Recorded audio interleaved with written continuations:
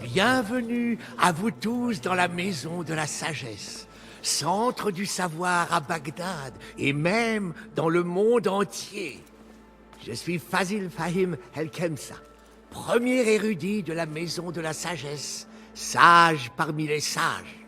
Aujourd'hui, je vais vous infliger ce qui pourrait sonner comme d'insultants blasphèmes.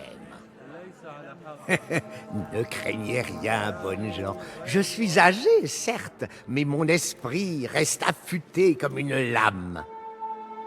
Aujourd'hui, je vais vous parler de mystères, de créatures d'une époque d'avant le déluge. Les anciens prophètes ne mentionnent-ils pas des géants d'avant le grand flot qui s'étaient détournés d'Allah pour vénérer de fausses idoles? N'est-il pas possible que ces géants aient bâti des merveilles, des œuvres d'une grande puissance, aujourd'hui perdues? Zahra et Hassan sont morts, frappés par la lame même meurtrier. Mort, tu dis? Saïdi, je t'implore de te cacher quelque temps. Acceptez nos excuses. La présentation doit prendre fin. Mais je vous invite à explorer les nombreuses salles de la Maison de la Sagesse.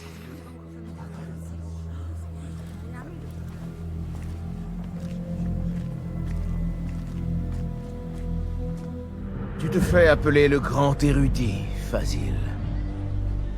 Mais tu brûles les livres, espérant que leur fumée cachera tes crimes. Combien de gens as-tu sacrifié dans ta soif de connaissance? Combien en as-tu exploité, détruit et rejeté au nom du savoir?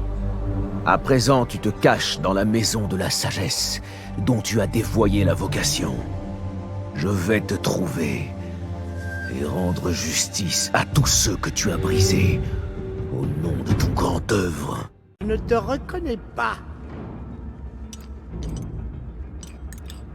On t'a promis de l'or quand tu t'es porté volontaire, n'est-ce pas?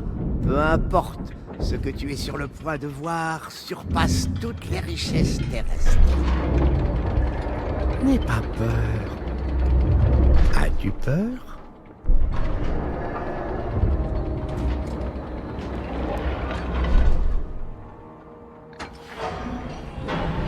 Ceci est mon grand œuvre. Je l'appelle Al-Ru'a.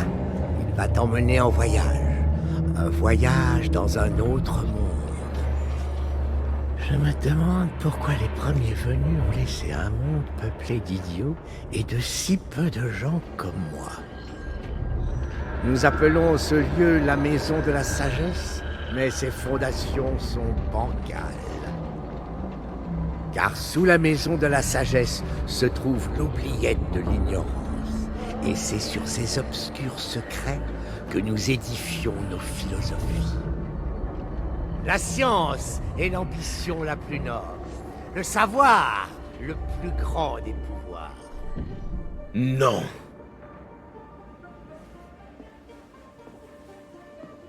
Non? Quoi alors?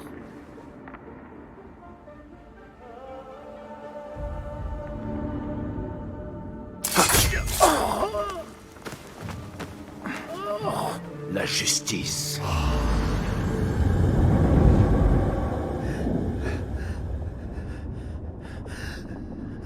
C'est peut-être l'endroit, c'est peut-être ici que repose le savoir absolu.